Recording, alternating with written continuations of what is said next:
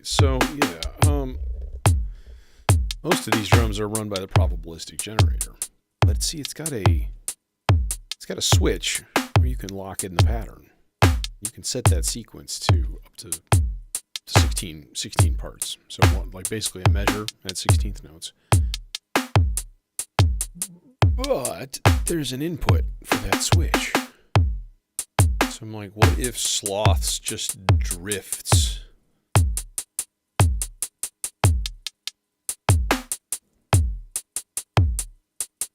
And run the sloths through a comparator. So basically when it hits a certain level, it puts out a gate. And then that is changing it from free run to lock.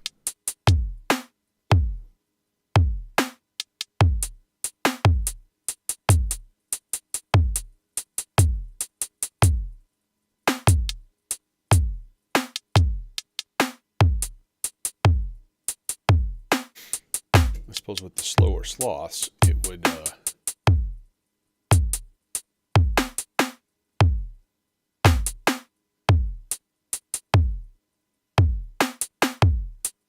drift a little bit more leisurely.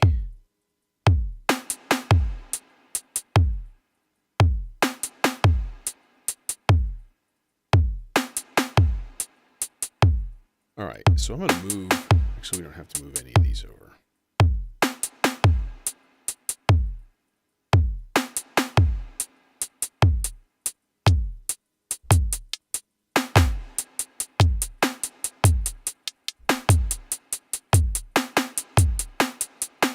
Hey, Jojo.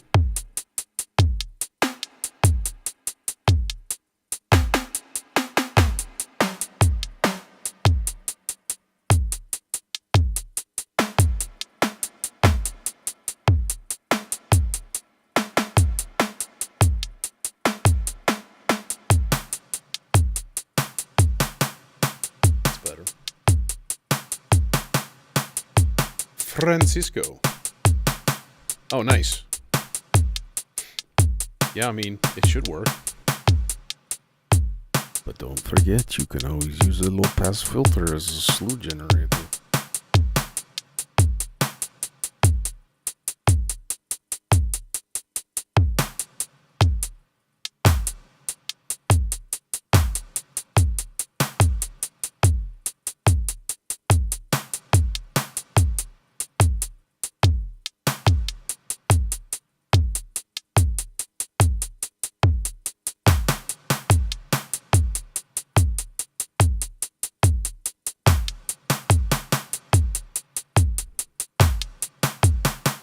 The only other thing that I would do to this is try to figure out some timing for open hi-hats.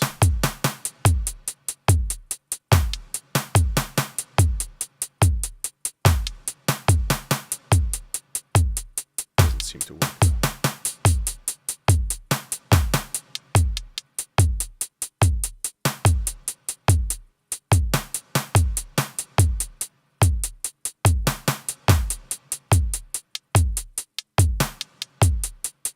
Well, Jojo was talking about trying to get like a legato glide or something like that from a sequence. And what you need is a slew limiter. Oh, how to make ratchets. Good question. Do you have any kind of a step sequencer? Because you could use a step sequencer into a VCA running at like a faster clock rate or something like that. Some like the Quadrax will actually do that, you know, as a function generator. It has a burst mode. So yeah, easier said than done.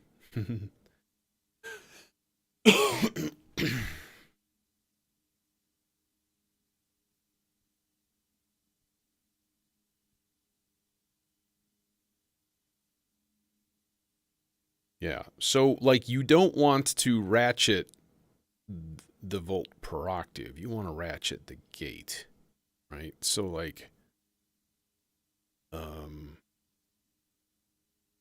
hmm.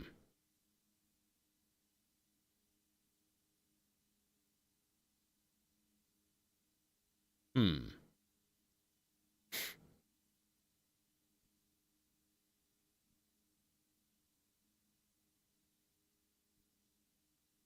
How could you do that? Well, I mean, you could, if you had an LFO that was running like a ramp down kind of look. How the hell could you do that? You need like a voltage controlled switch. Um, Make sure that the 2600 doesn't have something like that because it might. Yeah. Anyways, this is just probabilistic drums. Essentially, is what I was looking for.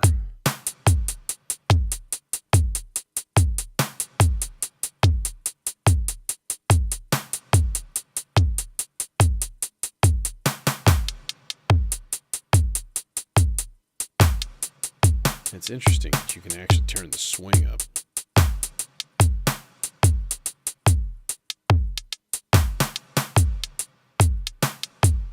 And that's just weird.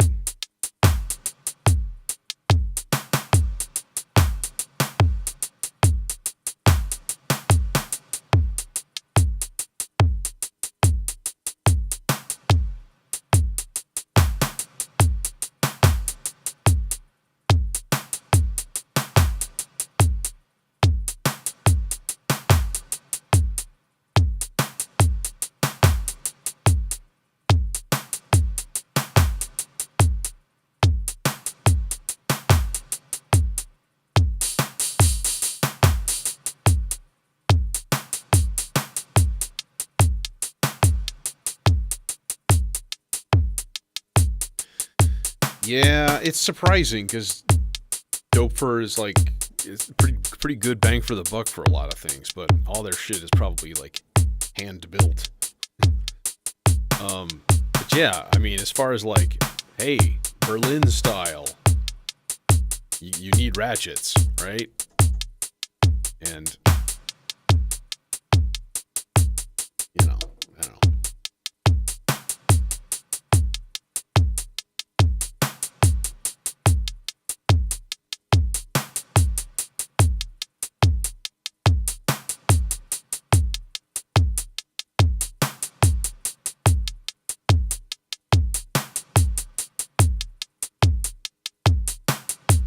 Yeah, and their build quality is, pretty phenomenal. Cannot be faulted. All right, you know what? I want to try something. I want to try something interesting here. And it's going to be basically using a combination of the SIG and the subharmonicon. All right. So here's the goal here is to basically pass the subharmonicon through a VCA.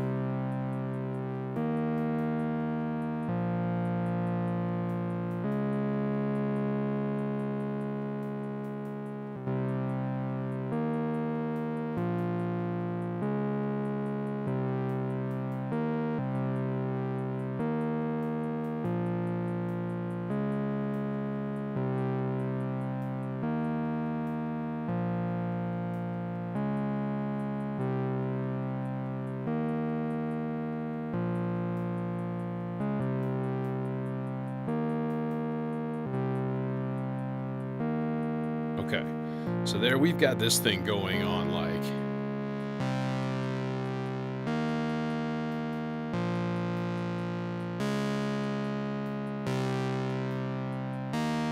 It's basically on half notes, right? So it's a real slow progression, but...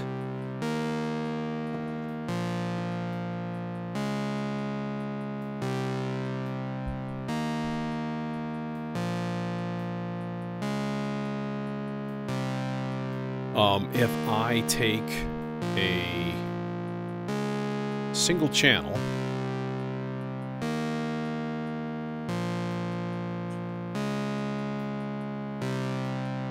the SIG.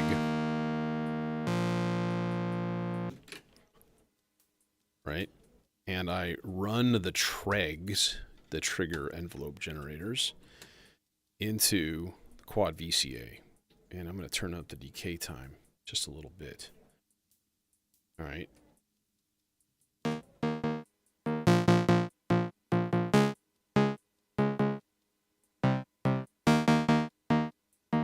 Hey, Evil Ways.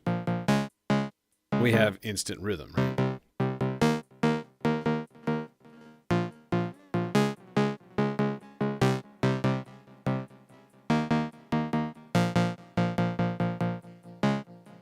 I wish I could go faster than that.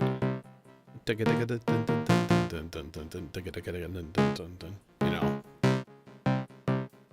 We could just double speed the clock on the SIG. That'd be the easy way to do it. Let's try that. That's output 6. Is it? Nope, sorry. 7. Because my melodicer goes fucking haywire. By the way, guess what? Expander for the melodicer is coming out.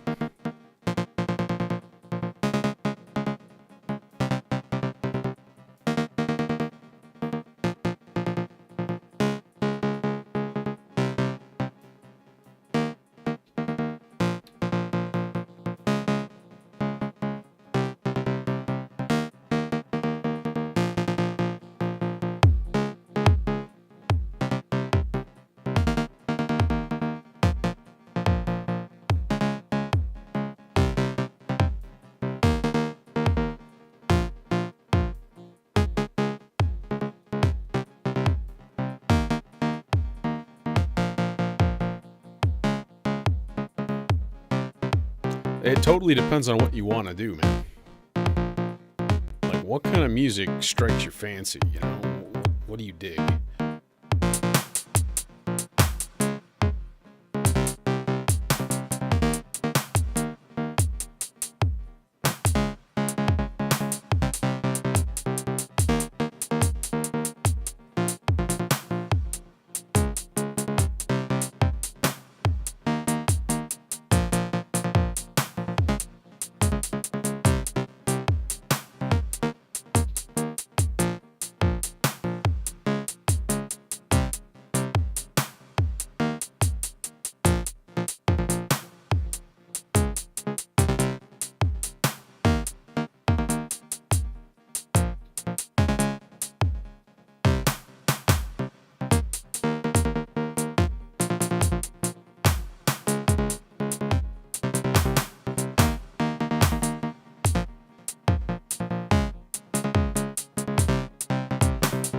So, yeah, that's kind of neat.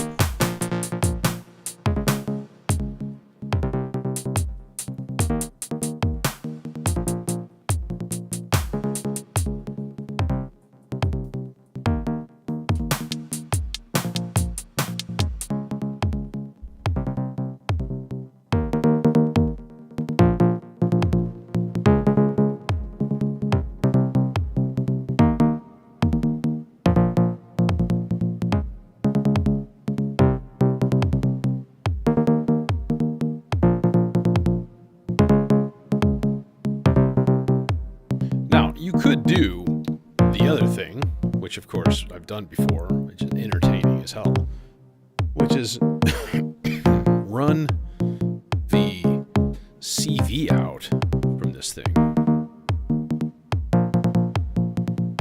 to the tuning in of one of the oscillators, but just put it like a fifth. Hey, MK. Yeah, man, it's fun.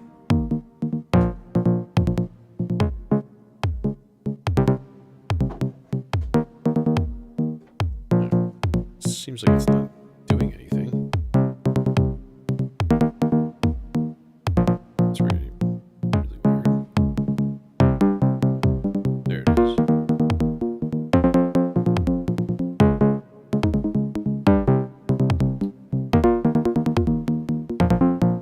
Okay, that's cool.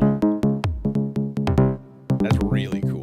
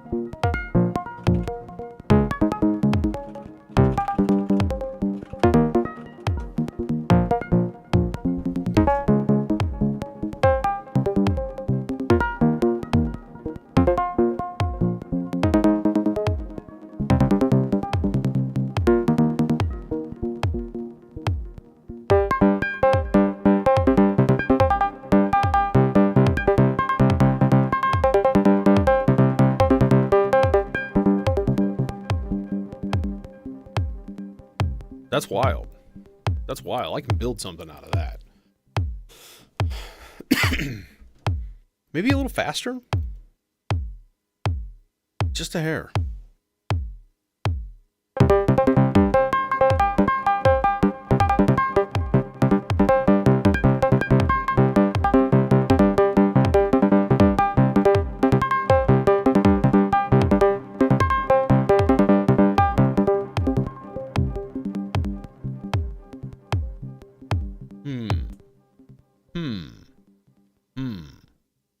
Actually, I kind of liked it a little bit on that slower side. I'm only at 72 right now, which is, you know, not supremely fast. It's certainly not slow, but it is slower. Yeah, especially if you're gonna do ambient stuff. Dude, the R bar is so cool. In fact, yeah, MK Silver Sax and I did some studio wonking today, and the R bar was a bit of a superstar. We would take samples from the music that we were working on and run it into the R bar and then like fade it in the background, like record a quick track of it and then use it as like almost like a pad, like a background, just texture. It was super, super cool. And it was really easy.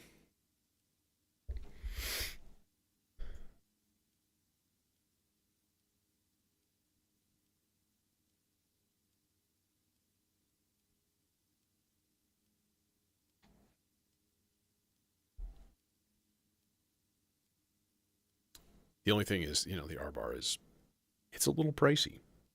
But, dude, well, here, you want me to show you? I show you. How about I show you? All right. So this is the R bar. The R bar is a granular processor, right? So it takes a signal, breaks it up into tiny little bits, pans them when it plays them back, pans them randomly left and right. So it just takes a mono signal and it just blows it out stereo, which is amazing in and of itself. But what in the heck? Oh, I know what I did. I twisted this whole microphone around in the wrong direction. So my cable was all bound up and stupid.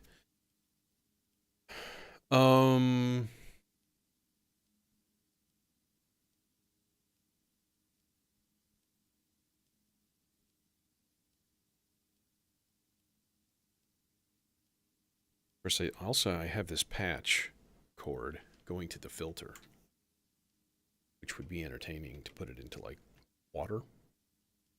How you sound like that?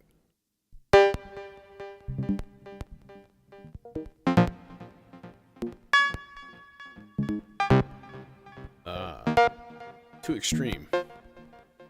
Let's go unipolar and turn down a bunch of these levels.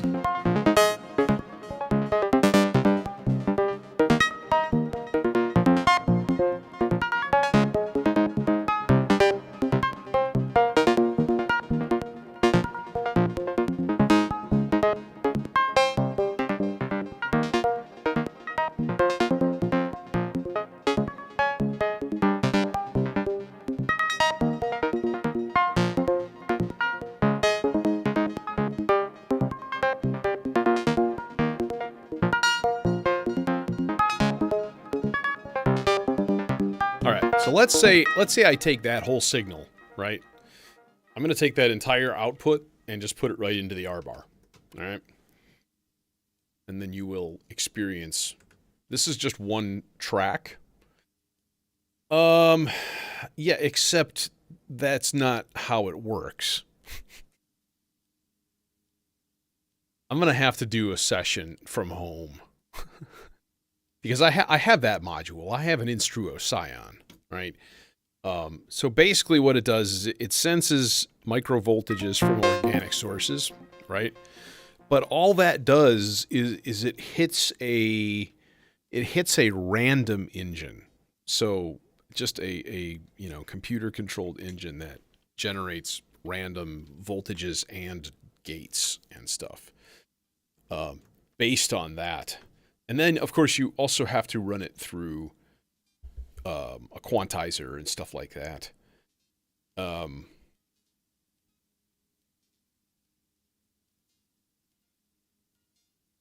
Yeah, well, I would give you one bit of advice, Evil Ways. Actually, that's two bits of advice that are kind of the same. Number one, expect to spend a lot more than you planned, and get the biggest case you can starting off. I now have, you know, 2 or 3 if you count my first skiff that I got, cases sitting around idle that I don't use. And that's just a massive waste of money. And obviously, I need to sell them. But then I keep thinking, like, well, what if I put together a portable system? What if I do? What if you know, and all of this stuff. So part of that is like, okay, I anticipate spending money on this for a long time and continually investing in this hobby, in this pursuit, then it doesn't really matter. So here's the R-bar raw output from that. All right. So number one, you've got grain length. And if you go super duper low, it becomes a wavetable. And you can run it at a volt per octave. So, for example, if I plugged my melodizer into the volt per octave input,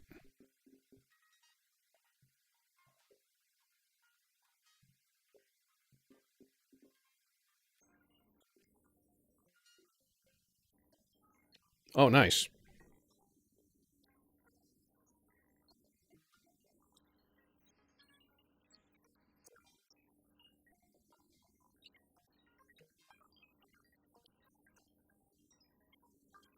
Right? So I can play this like a sequencer.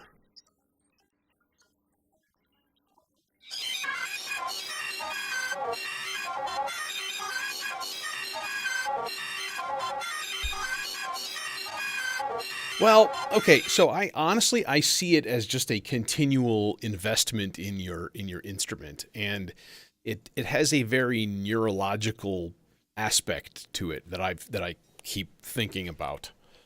Whereas like interconnections between modules, like if I add a new module to this, like the number of ways of suddenly changing every single patch is just massive, you know? And so when you constantly change them around, right? If you've like, oh, let's substitute this for this and let's trade this one in and this one in. I have another case that's 120 HP by 5 that's at home, which is kind of my reserve tank. And yeah, by the way, this thing has a built-in condenser microphone, so you can just record yourself doing whatever, and it's pretty awesome. All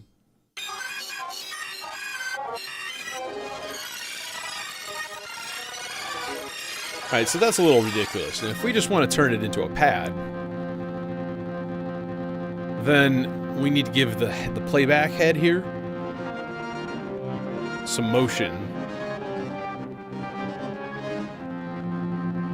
which you can do with anything. I'll just throw it into an LFO here from Oct.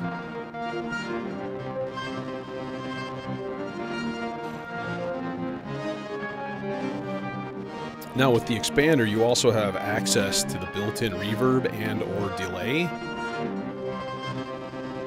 So we just add the built-in reverb.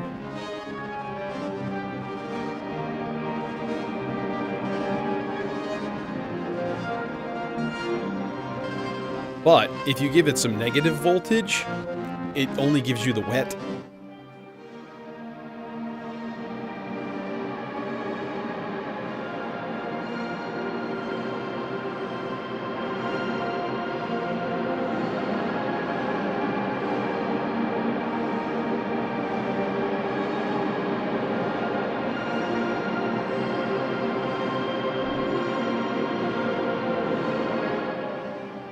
So it's pretty intense just by doing basic stuff.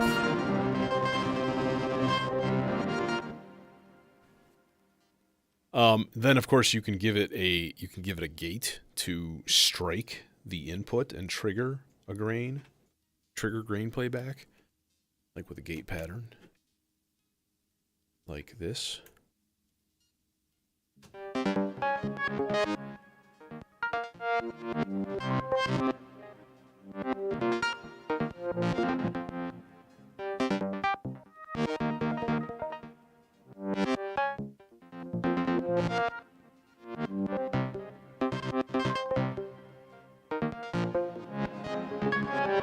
No, it's a digital reverb, and it's a huge reverb.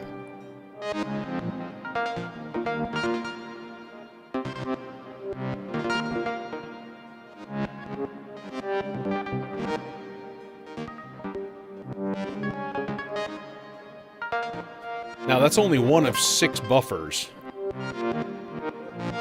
right? So you could put it on another buffer and just be like,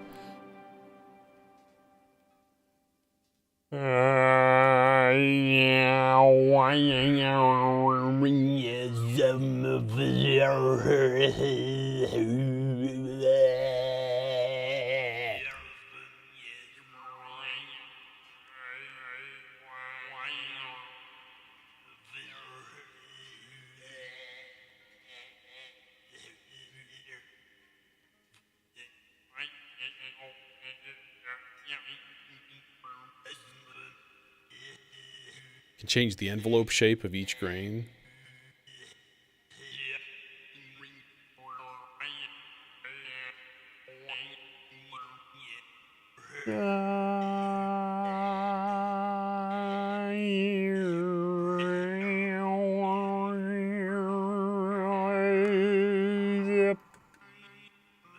So it's an overdub, so you can just keep overdubbing.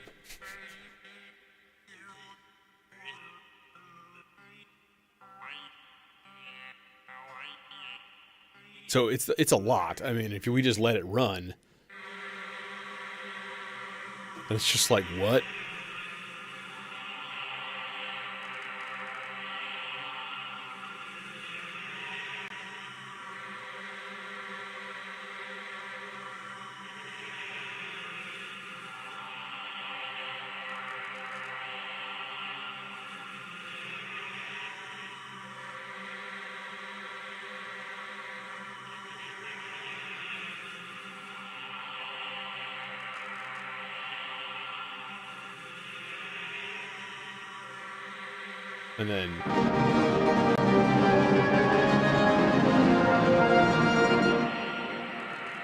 And then again, you can access the different layers of the buffers that you have with CV.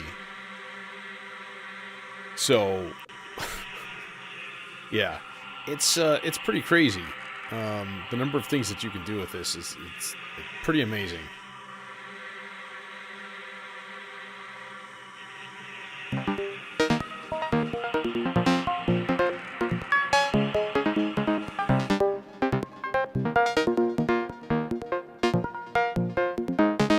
Okay, I'd actually like to do something a little bit more thoughtful, though. So let's try this. Let's try, I'm going to put the sub-harm back into this guy. All right, and I want to stop playback. Basically,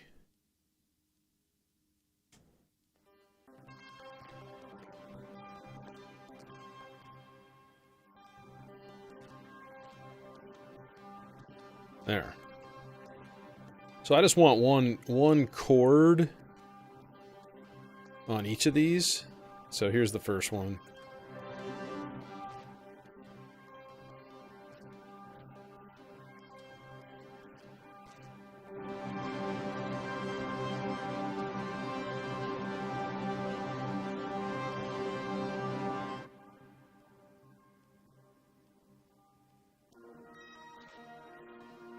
And then the second one.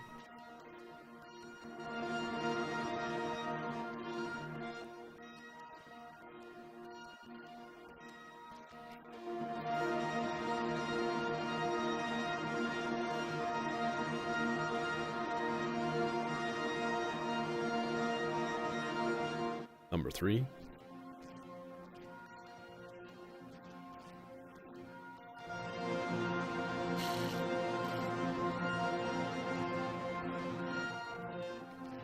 That, or get yourself a subharmonicon, because they're just so damn fun.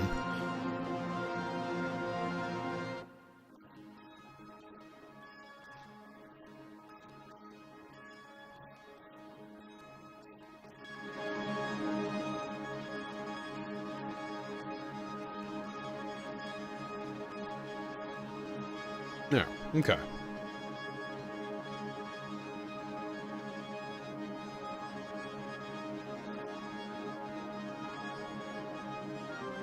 All right. So then what one can do is send a... Bro.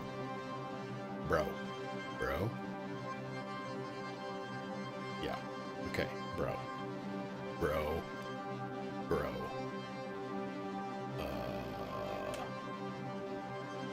Let's do that.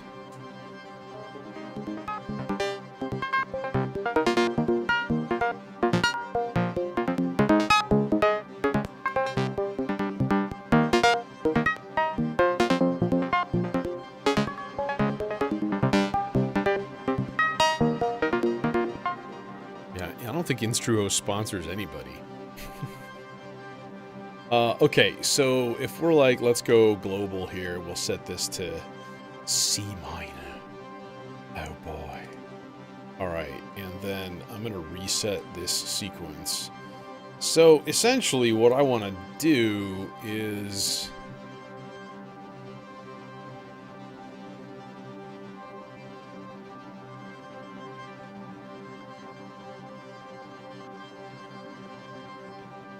I'm going to take part 2 on this sequence, and I'm going to basically run this at length 4. Each step is going to be a half note. Right?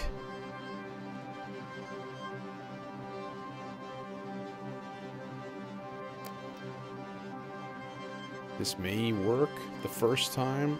I bet it doesn't, but you never know. Okay, and then I'm going to take the volt per octave out of that sequence and put it into the layer control. And then we'll see if this actually works.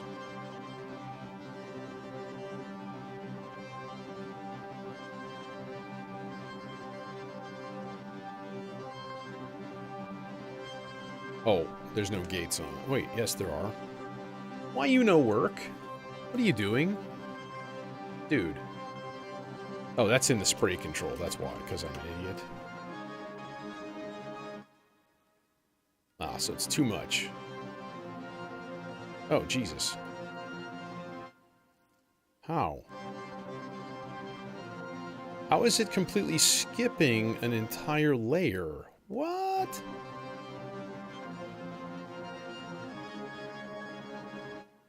Okay, so D flat 2 for this guy.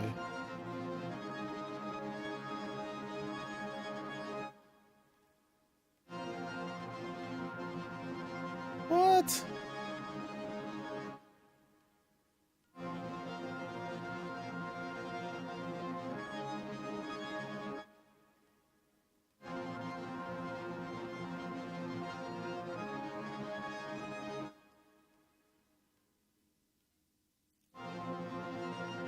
So because the dial for the layer is circular, it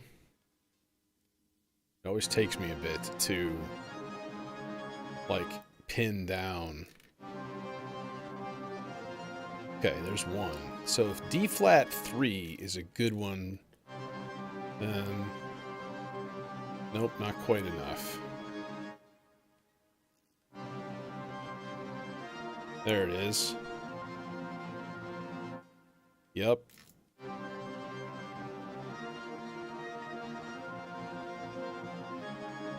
There we are. So now the sequence of the 4 buffers on the R bar are matching what the subharm is playing.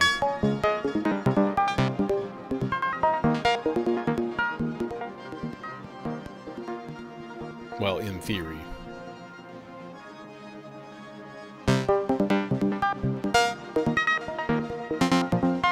There. Yes. Yeah, This is the vector sequencer.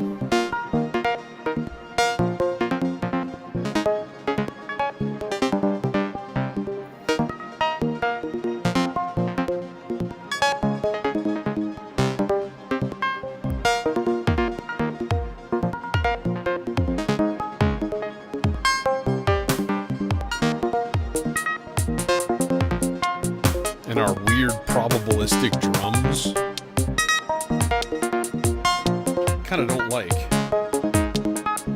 I need a more consistent snare and kick. That's the problem.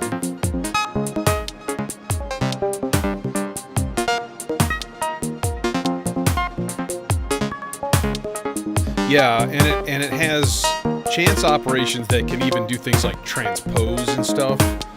You have a subsequence for each of the sequencers where, you know, you can set it to like measures or multiple measures long each step and have that change the sequence in some way.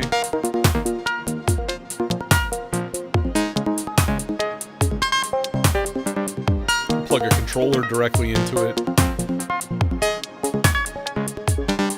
You actually plug it into your computer and have it run off of MIDI clock. It's super flexible, it's powerful, it's big though also. It's a big boy. It's this and it's the expander if you want the expander, and you do.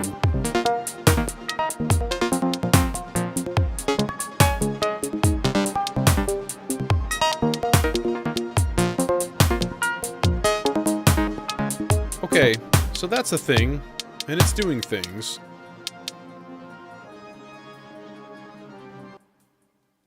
Now the only thing is, like, I kind of want to modulate stuff a little bit more. So let's modulate the filter, number one, on this guy, maybe with the water.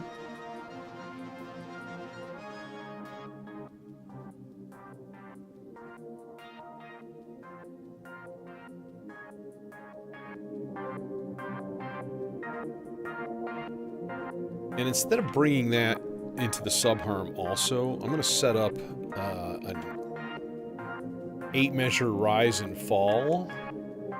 So we'll go slow 32, rise and fall. Like, keep it super simple, you know? Let's get a happy light up cable, because they're happy and they light up. And they're a cable. There. Okay, where's my subharm?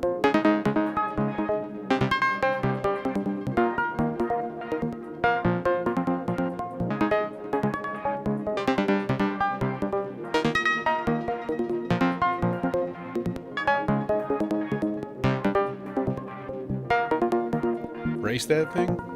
Oh, you mean this? No, it's on a wheeled cart shelf thing, right? I mean, it's solid, it's sturdy. It's temporary. I have plans. And actually, the biggest problem is trying to find a way to put a tripod behind and over this giant thing. I don't know how other people do it. I don't understand. I had to cobble this thing together from goofy parts, and it still doesn't really work as good as I would like. I'd like this to come out another 6 inches and be able to kind of like focus the camera a lot more like straight on, instead of like looking over this mountaintop of stupid things. I don't know. I always think it looks better with the lights off though. The problem is you can see, but I can't.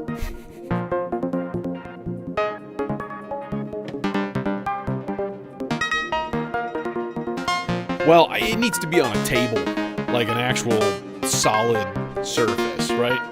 And it's not. Yeah, so this is, yeah, okay. Let's do one more here, and I'm going to give a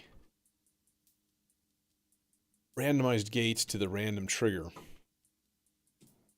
here, and we'll just do all. so that every once in a while it receives a gate and then it randomizes the values of the voltages that are in there. It's kind of cool.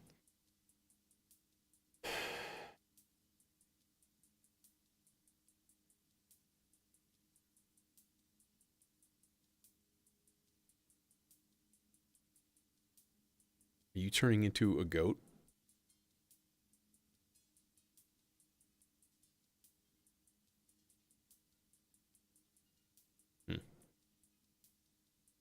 Yeah, anyways. We sort of have drums.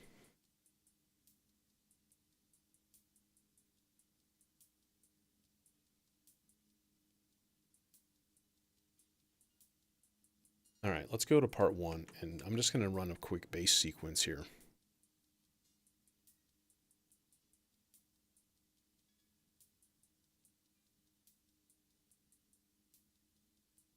Make it really easy. Quick and dirty. That's the way we like it. This is how you do it. Actually, that's not how you do it. You don't throw your cable over and then lose your hold on it, so it just falls over the back. You don't do that. This is how we do it. That is how they do it. Supposedly. All right, well, you can't fault a sub and a saw through a nice fat filter. I mean, you can't go wrong with that.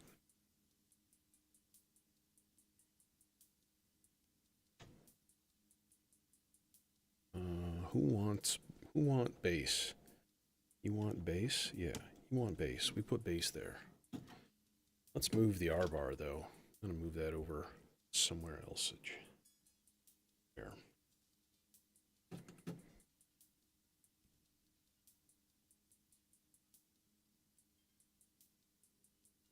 Channel 13. Oh my god, it's unlucky. Oh my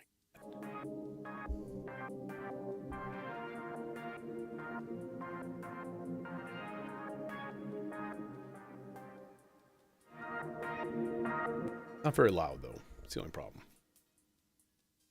I'm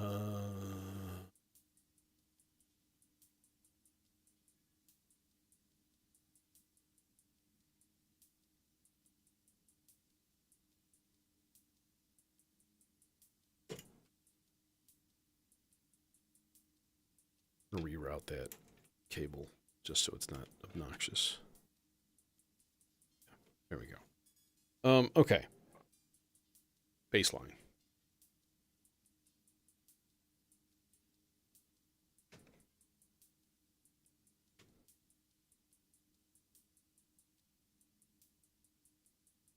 Gate out, envelope out, into the filter.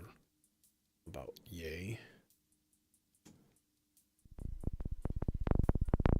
little low. Oh, and swing.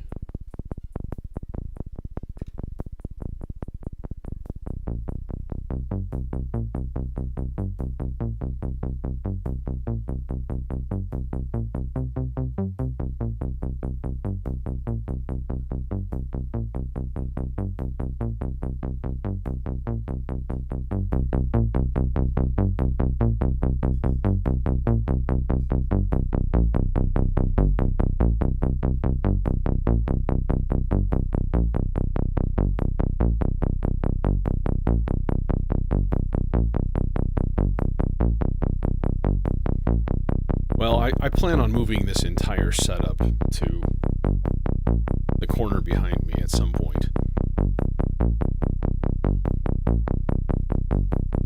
So this is not the time to start drilling holes in the wall.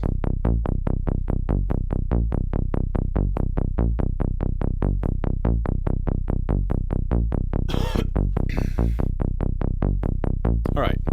So if we took this and we took a subsequence, right? And we made that parameter, what? Half note? And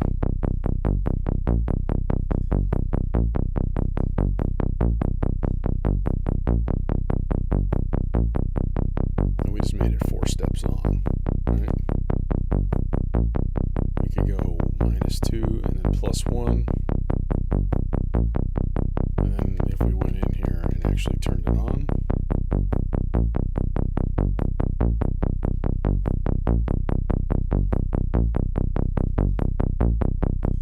there. Oh, he just didn't work.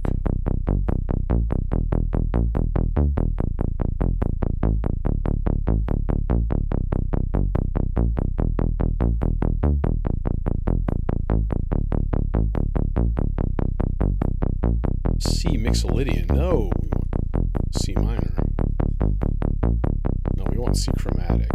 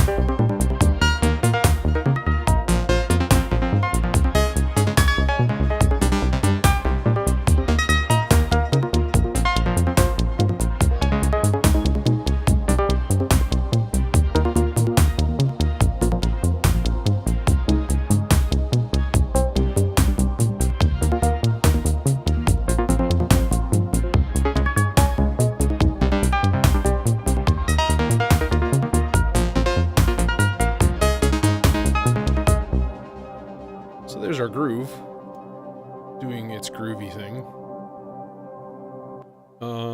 We need more interesting sounds. How about blue voice?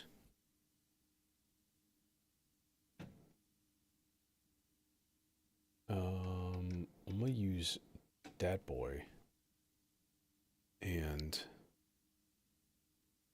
I'm gonna keep it simple.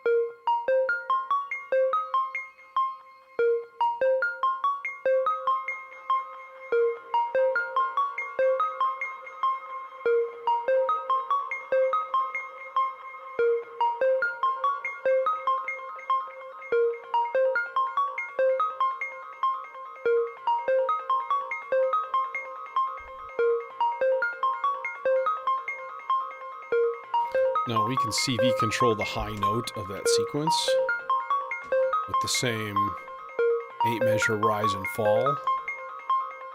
4 and...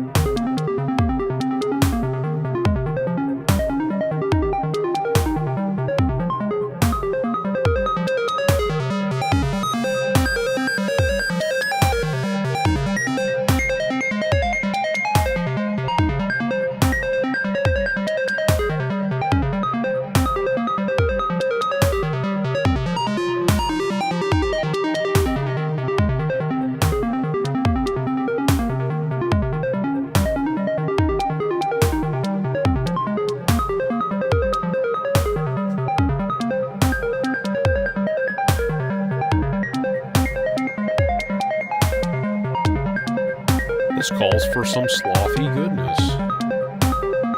Just a little bit, though.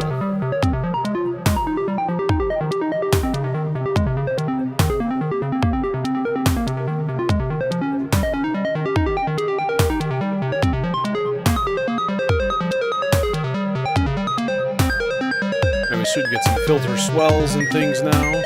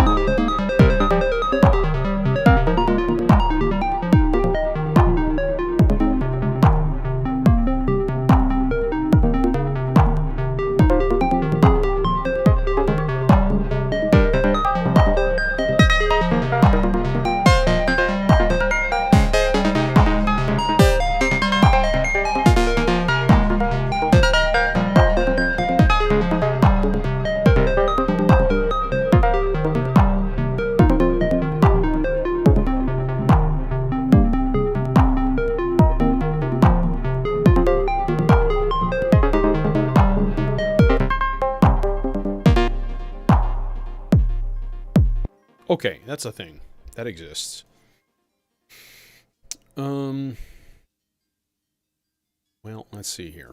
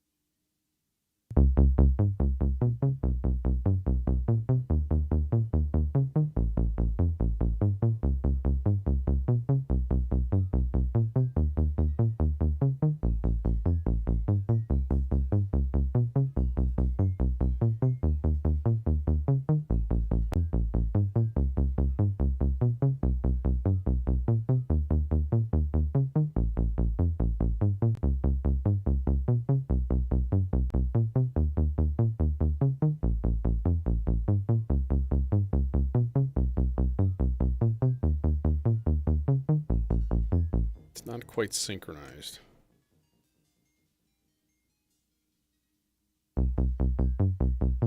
There it is. Okay. I suppose it would be a good thing to set up like an autofill kind of thing. Which I think, is this the right cable for that? I bet it's not. No, that's the reset. Okay, where's my other one? No, that's reset. Oh, well, it's the same cable. I see it down there.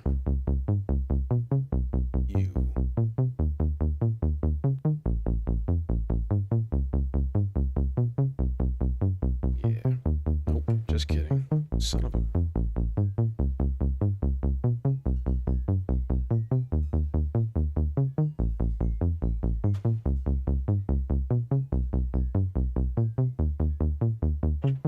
Oi, a tangled web I have woven. So this like autofill, as I like to call it, basically it is, let's stop the clock for a second here. So basically what we want to do is start a chain. 4 measures low, another 2, that's 6, there's 7.5, and then we go quarter note random, chain. And then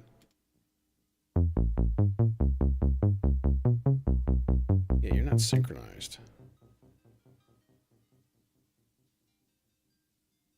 And you won't be until after the drum fill hits.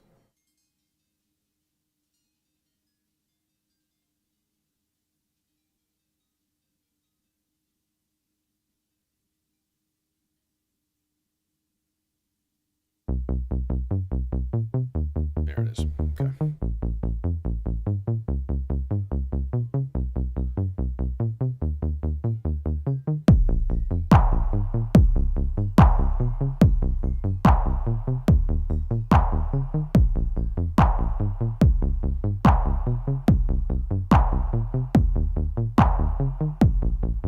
And fill. That's it. Well, it is random, so at the end of every 8 measures, it's sending 2 quarter notes of random voltage to my little Euclidean drum sequencer here.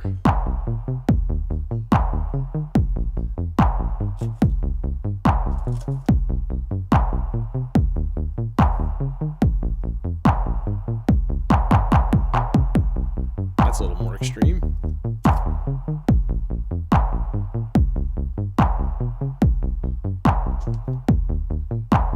I need more of these cable ties, but they need to be about half that size, like 3 inches long. No more than that. 7 centimeters.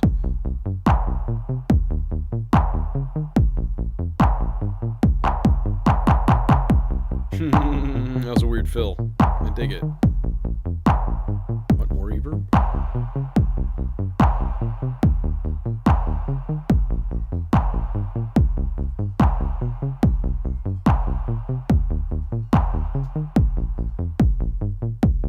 Phil? No. Now we go. Ready? Here we go. And Phil. Nifty. So nifty. Okay. Let's fire up another voice of some sort. I don't know what that's gonna be.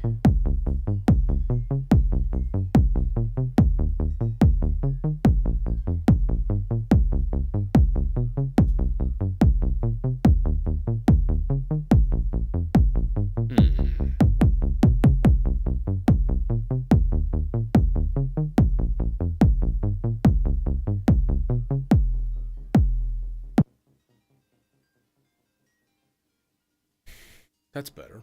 All right.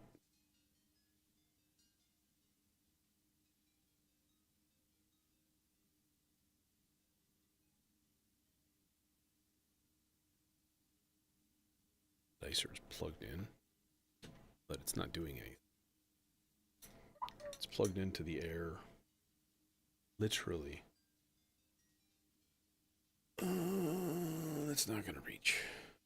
Nope.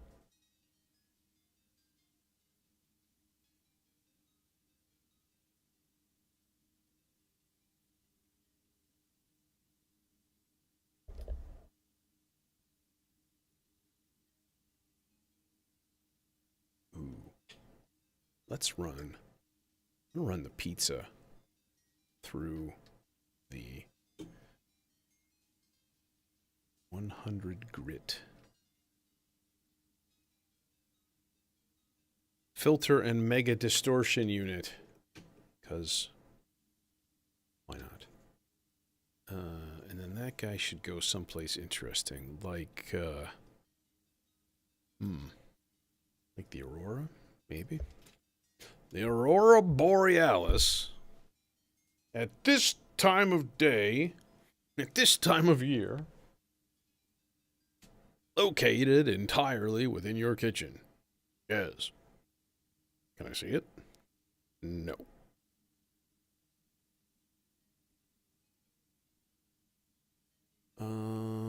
What we do? We go in. Okay.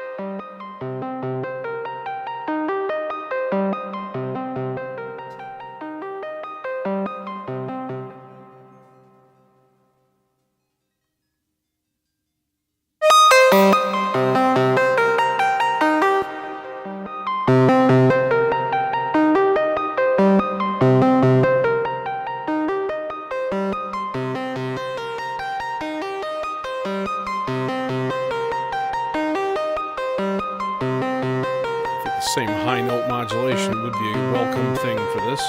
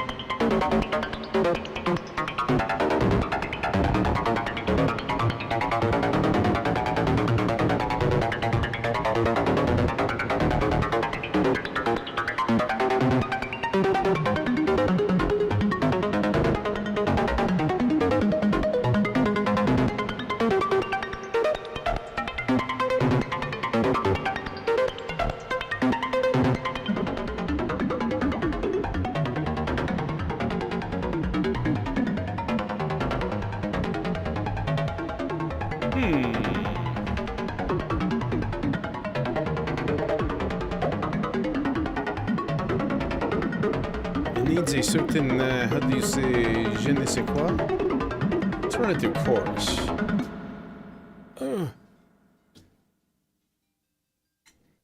And the Aurora sounds amazingly like a spring reverb right now, which is wild, since it's pretty far from that.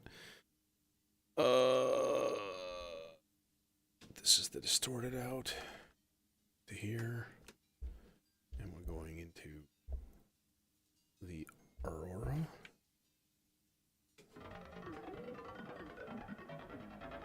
That's better. Okay, why are you so quiet all of a sudden, bro? Like, you were obnoxioso earlier.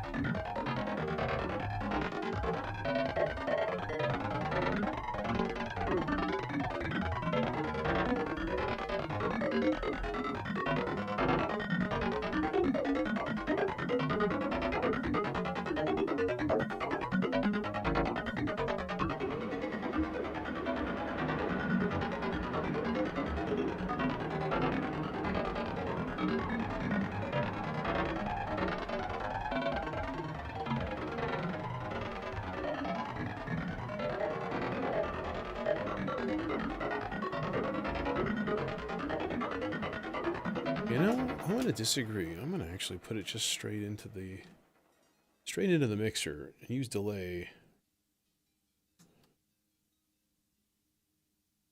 Titanic reverb.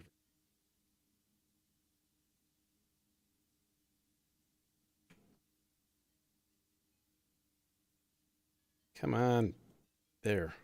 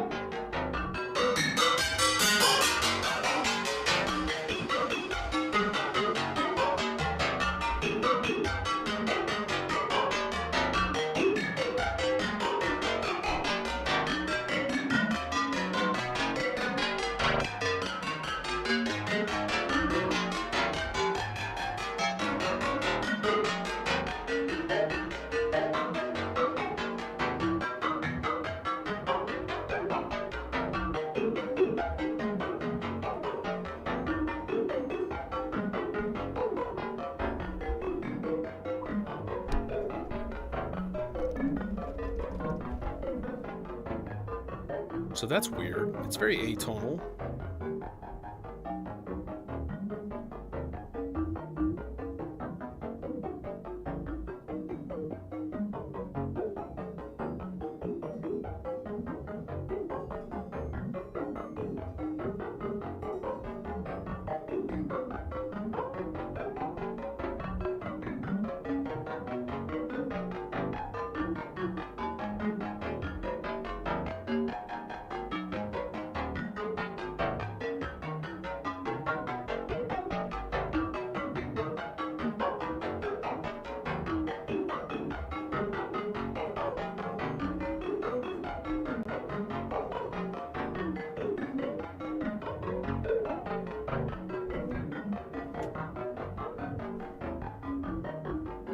Just needs more volume, like compared to like the bass.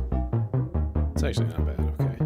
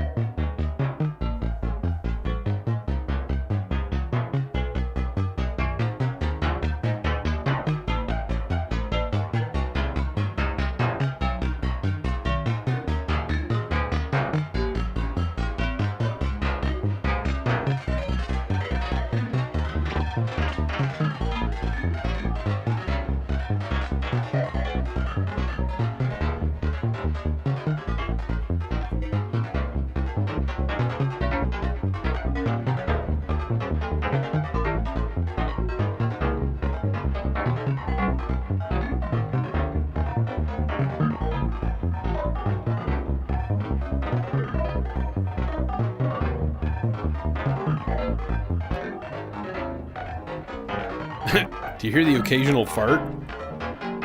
It's like...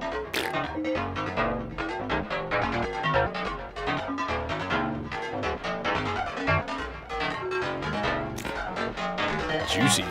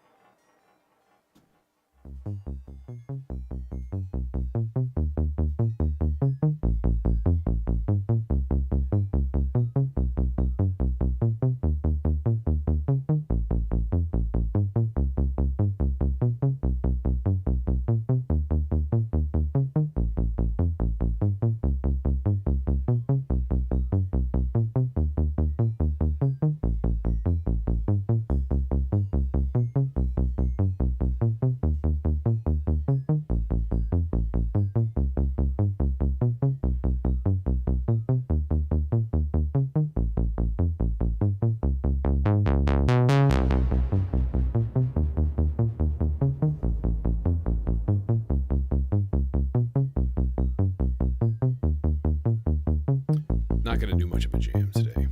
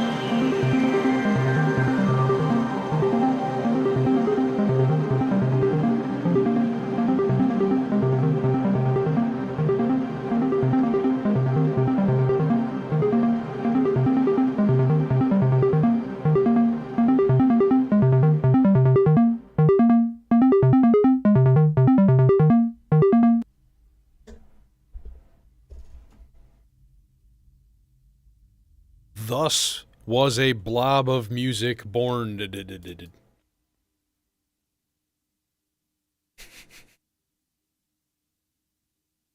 Mostly just from experimentation, which is always something that I'm kind of happy with. Sometimes those work, sometimes they don't. This one was, you know, it was all right. It was okay. Some interesting stuff, interesting textures. So, yeah. If you're still here, Evil Ways, get yourself a subharmonicon and an R-bar. And then something that will supply an offset voltage, like an acid rain junction. There you go. There's a rack. It's like 72 HP. Anyways, nighty night. See you Friday.